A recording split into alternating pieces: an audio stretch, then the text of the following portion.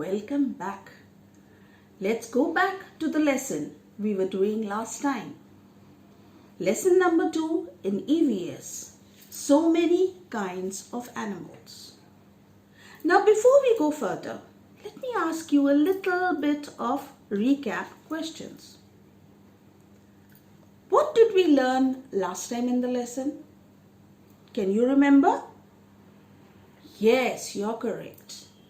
We learned about the different kinds of animals and how they could be differentiated on the basis of their color, their size, their methods of moving, and even how helpful they were to us. Yes, last time you remember we also learned about some animals whom we did not like at all, the gate crashers. I hope you remember them. Now today we are going to learn more about these animals, about how scientists classify these animals.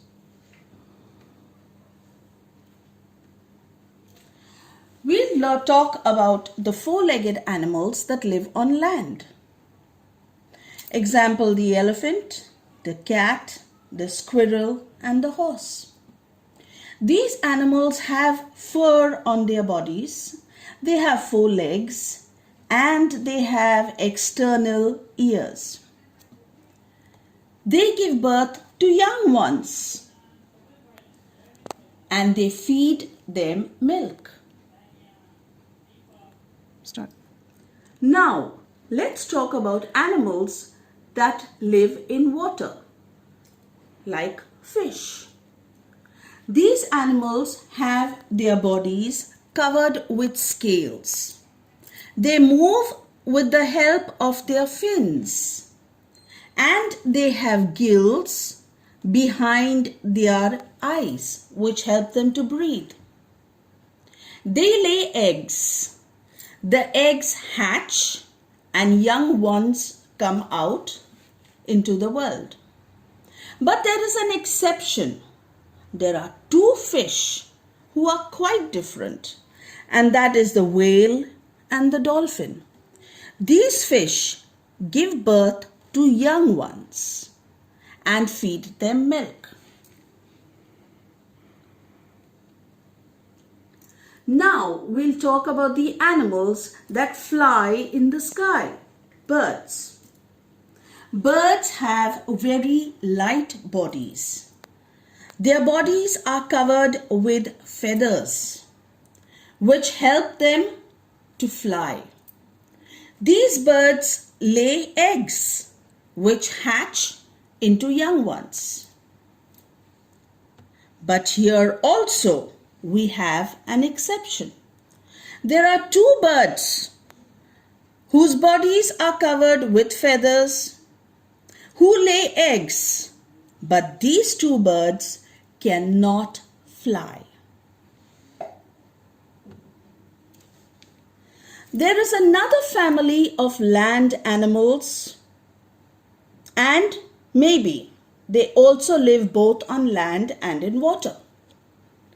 These animals belong to a very special family called the reptiles. They are the chameleon, the lizard. Notice their short legs. These legs do not allow them to run fast, and they are able to move very slowly. Another member of the same family is the snake.